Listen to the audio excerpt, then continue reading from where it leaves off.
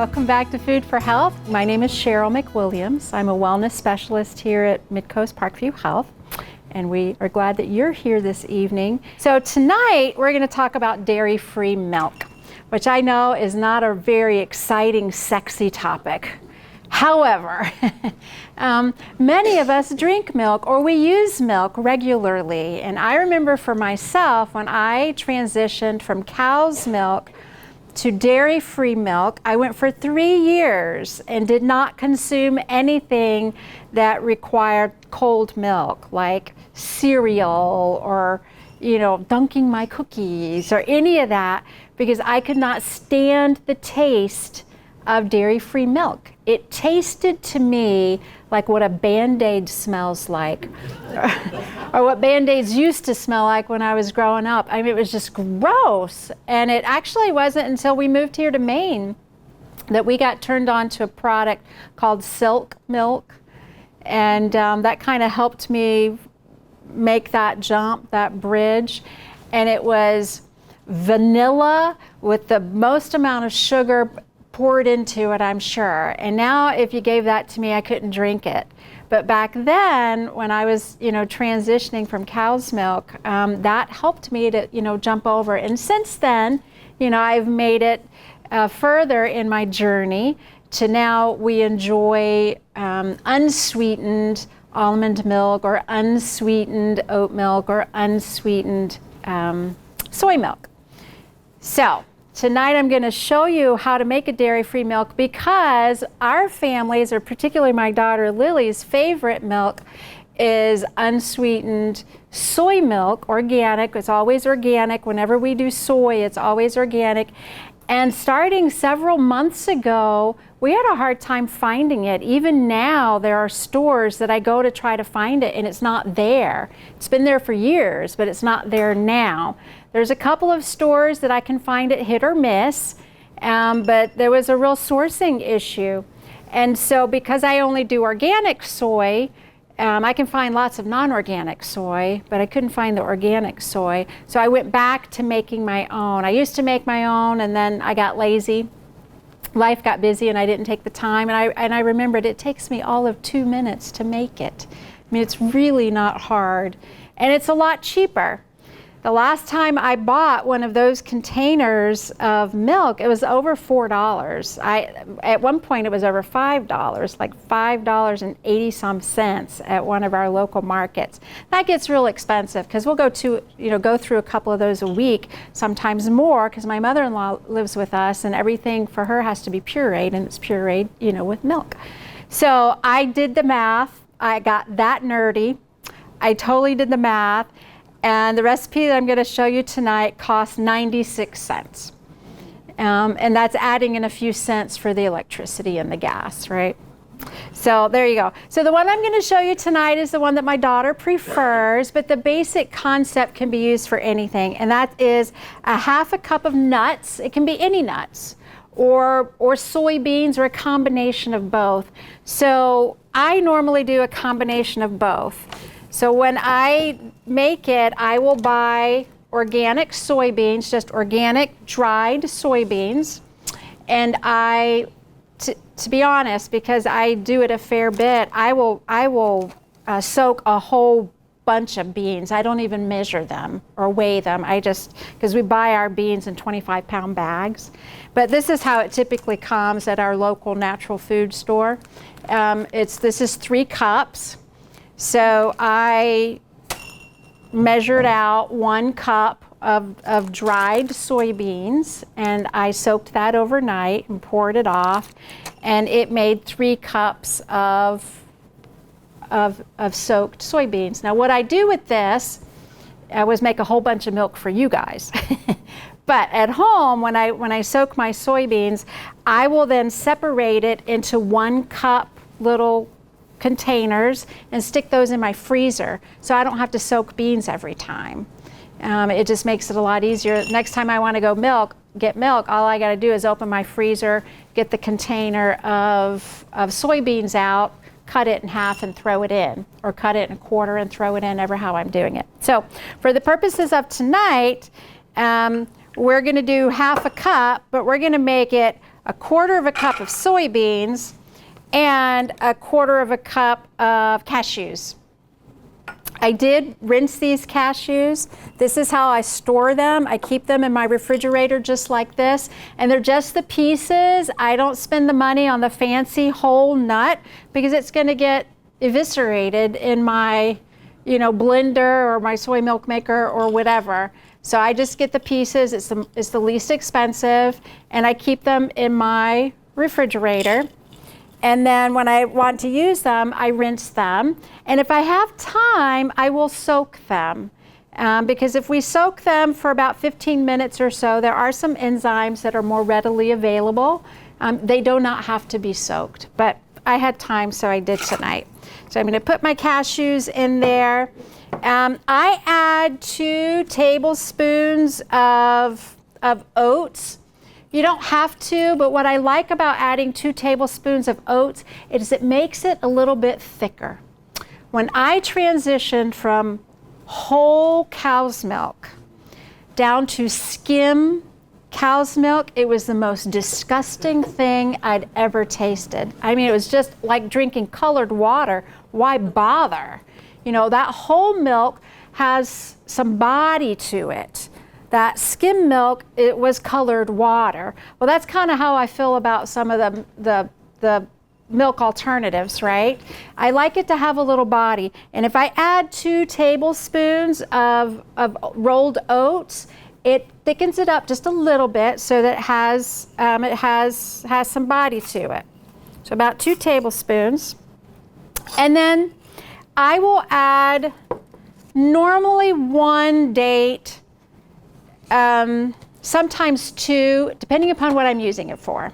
For example, if I know that I'm going to be it's winter, and I'm going to be making some hot chocolate or some hot Roma or, some sort of a hot beverage that we're going to be drinking, I'm probably going to add 2 dates. If I'm going to be making ice cream, I'm going to add 2 dates. If I'm going to be making gravy, I'm not going to add any dates at all, right? So I kind of think ahead of how I'm going to use it.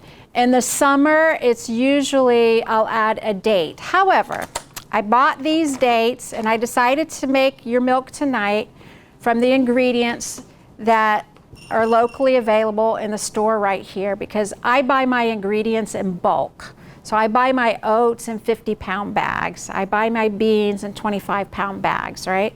I don't expect everybody else to do that.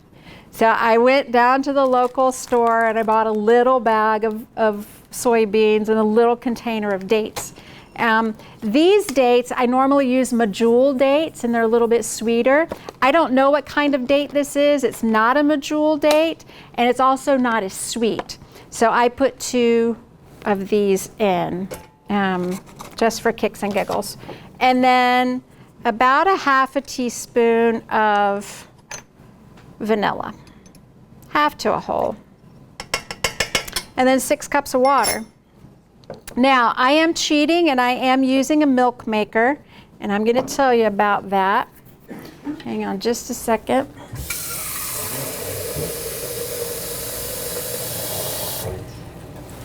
So I'm going to add about 6 cups of water here.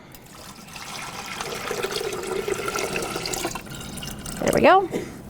Going to put the lid on, plug it in, and it's going to make milk for me. So that's the cheat. If I did not have a milk maker, I just do it in my blender. I'd put everything in my blender just like I did. I'd blend it up, and then I would pour it, because it has soy in it, I would pour it into a pan and cook it a bit, because the soybeans, I find if you don't cook them a little bit, you end up with a little bit of a beany flavor, and I don't want that on my granola. That's gross. So if you cook it for about 15 minutes or so, then that beany flavor will go away. If you're using, say, just almonds or oats or cashews, if you're using a combination of any of those things and not using the soybeans, you don't have to cook it at all right? So that's the beauty of this. Now, This is going to go through its little cycle. This will whiz it up and cook it all in its self-contained. And I really like this a lot. So and I brought it on purpose because if you do choose to start making your own milk, I highly recommend one of these. And again, we did the math. If we buy 2 containers of the milk that we normally get, that organic soy, unsweetened, if it's roughly $4, you know, a container or so, 2 a week, that's a little over $400 a year just in milk, all right? So this only cost me $200. Actually, this cost me $130. They've gone up. I looked to see what the current price is. It was like $189 or whatever. But clearly it's going to pay for itself. And I told you that I did the math on all the ingredients. It literally cost 96 cents.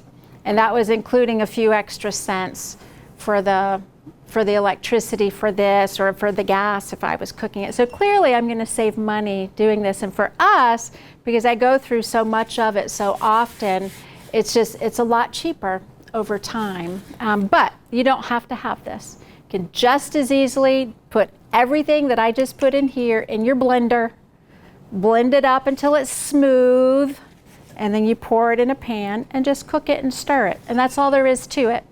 Now, when you're done, you're gonna come out with a product that looks like this. Actually, it's gonna be half of that. Not quite half, 3/4 of that. And I'm gonna pour it into the pitcher so you can see it.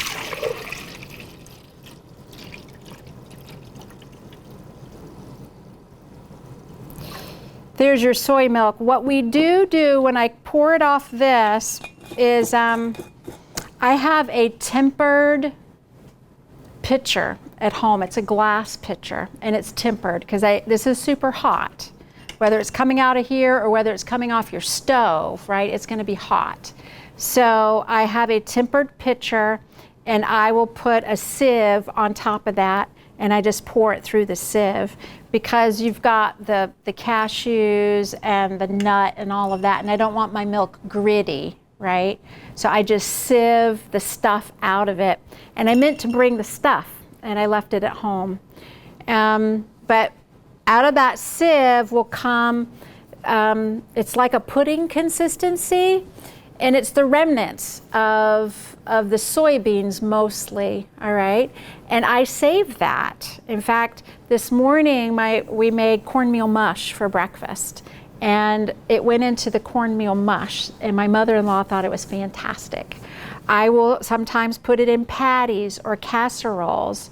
Freaked my kids out once making mashed potatoes because, oh, Mom, these are the best mashed potatoes. What'd you do different? Yeah, you don't want to know.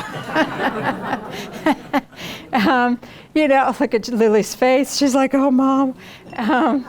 So I use that because there's a lot of good nutrition in there and I don't want to lose it, right? But yeah, there's a lot of fiber. In making my own milk, I get to control what's in it. There's no preservatives, there's no sodium, there's nothing freaky. We're going to be talking about plastic tonight, and most milk comes either in plastic jugs or the paper jugs that are there are coated with plastic on the inside, right? That's one of the reasons why I chose to do milk tonight, because a couple of you last season asked me about the plastic in the milk containers, and I'm like, well, I'm just going to show them how to make their own. So I keep it in that tempered pitcher in my refrigerator, and we enjoy it. If I'm making large amounts, it just goes in a big mason jar like that. Easy peasy. You don't have to put the date in.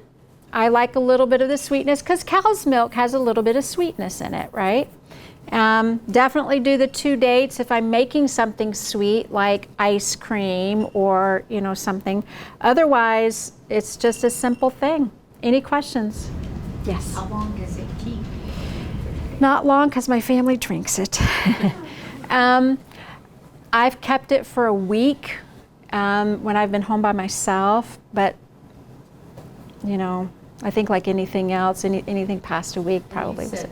You take small portions and freeze it. So what I freeze are the soaked soybeans. Oh, you don't freeze.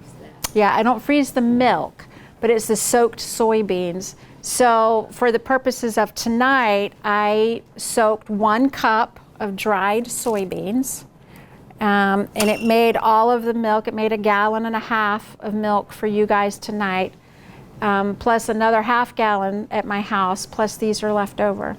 So what I do is I just divide these up into one cup little servings, and I stick those servings in my freezer.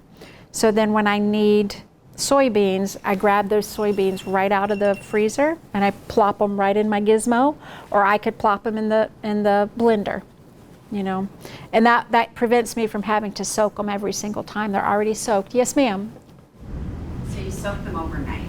Yes. Now the water that's left, would you ever use that water as part of the 6 cups that you have? No. So when we soak our dried beans, we want to pour that soaking water off. It will help to eliminate some of the aromatosis that goes with beans on occasion. Do you want to explain that, Tim? Yeah. When you soak the beans, it gets the stachyose and raffinose lower. Those are indigestible carbohydrates that your gut bacteria love, but they produce gas. And so if you lower those indigestible carbohydrates, your gut bacteria will cry a bit, but you won't, or your friends won't. Your nose won't. How many of you knew the Johnsons, Galen and Kitty Johnson? Yeah, so when they had their 50th wedding anniversary, Galen loved beans. He loved them, like with a passion. He had his own little personal crock pot, and he cooked his own little beans because Kitty wasn't such a big fan of beans.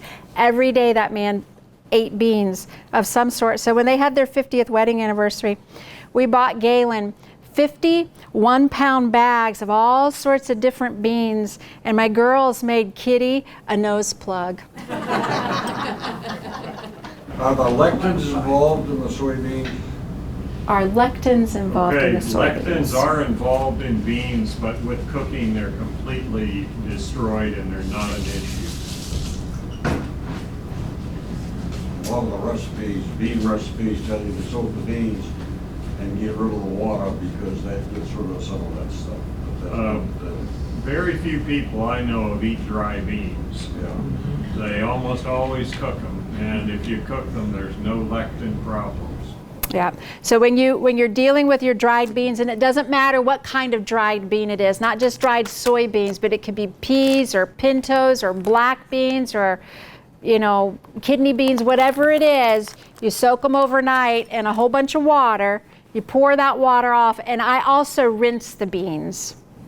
I will also rinse them. Another thing I will do on occasion, I did not for you tonight, but there are times when I'll actually sprout the beans. I will sometimes do that if I'm cooking it. I don't normally do that when I'm making milk, but that's another thing that you can do. Yes, ma'am? Can you say what brand of milk maker or what? So this one happens to be a Soya Joy, S-O-Y-A, Joy, G5, Soya Joy G5. I do like this one, and I'll show you why. Because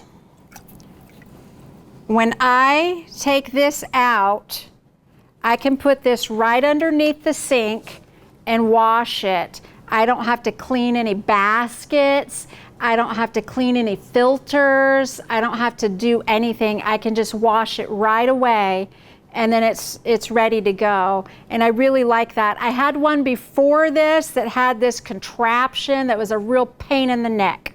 And this is just, it couldn't get any easier than this. But that's why you can see it's basically a blender. It's an immersion blender. That's all it is, right? An immersion blender. And then this unit gets hot. It will cook it in here. And that's convenient for me because I can put it in and forget it. I don't have to think about it. I don't have to stir it over the stove. But you do not have to have one of these in order to make your milk. Absolutely do not. And if you're not using beans, you don't have to cook it. You can just use it, you know, cold. You will need to strain it either through a sieve, or you can use cheesecloth But I would keep the leftovers because there's a lot of good stuff in there that can be helpful to your body. And that leftover stuff I have used as thickeners when I make like a cheese sauce. I've used it as the thickener for the cheese sauce. I've used it to thicken soups. I've used it in the mashed potatoes. I've used it in all sorts of places, and it's really nice. Any other questions? Yes, ma'am. The commercial nut milks that have calcium in them, that it added as calcium citrate, how do you know, what's a good source to figure out how much calcium is in there? So if you use raw almonds and you don't cook it, you're going to get calcium from that because almonds have calcium in them. If you cook it, that calcium, the amount of calcium in them is diminished significantly. Do you have any other answers to that? Most of us get enough calcium in our diets. There's a lot of supplementation of calcium that's recommended, but less so now as we found out that calcium supplementation, particularly in excess of the body's needs, increases your risk for cardiovascular disease and stroke. So be careful with excess calcium supplementation. Get your recommended daily allowance and leave it there. But if you do almonds, the raw almond, you're going to get calcium there. With the almond, if you choose to just do like almond, there's no almonds in the milk that I made for you tonight, but you could just as easily have used the almonds. I do find that it processes a little bit easier if you soak the almonds, kind of like you soak the beans. If you soak the almonds, it softens them up and makes it a little bit easier for you to use it for the milk. You don't have to do that. But it is fat. It's easier for that. Yes, sir. Cheryl, do you use the soy milk to make yogurts, or do you have a hot tip on yogurt? What would you use to make it? So if I made yogurt, I would do that. In fact, Lynn Howe made yogurt a couple years ago in this class, and I don't remember what milk she used. Do you remember? I think it was soy. Yeah, it was soy milk. But you can use any one of these milks. This would make an excellent yogurt. Yeah. And again, this is just our combination, but I put a half a cup of nuts or organic soybeans. So any of your nuts, or you could use oats. If you used oats, you'd probably need to use a little bit less because it just gets so thick. And I did find, for example, the oats that I bought locally at our local shop, they're a little bit different than the ones that I buy in the 50-pound bags, in terms of the thickness of it. So you'll work with your own ingredients. But any other questions? Okay, so I'm going to have some here for you to taste, remembering that this is our combination. So if you just used, say, almonds and cashews, it'd be a totally different flavor. If you used cashews and oat, it would be a totally different flavor. This is what our family enjoys. You can also, I put a little bit of this, fall is in the air. Can't you feel it? And you go to lots of places and you smell pumpkin, and certain members of my family really like hot drinks. I'm not a big fan of hot drinks, but they like these fancy hot drinks. That's another thing that you can do, is when you make your milk like this, it's hot. And so at that point, I don't, if I'm making a hot drink for someone, I don't run it through a cheesecloth or run it through a sieve or anything. You could add a couple tablespoons of pumpkin with a little pumpkin spice and maybe a smidgen of maple syrup in your blender. Well, then you've got a pumpkin latte, right? That everyone's spending $8 for a pumpkin latte that's full of things that will hurt them, versus something that you just made at your house for pennies, and you used it with your own, with your own hot milk that you just made. Same with, there are some people like a hot drink like Roma, or a little milk in their tea. You can use this the exact same way. All right, so you don't need to buy the cappuccinos and the lattes. You can make your own, and then you know that it's not going to hurt you, and it's so much cheaper. All right, so for those of you who would like to sample some, come on up.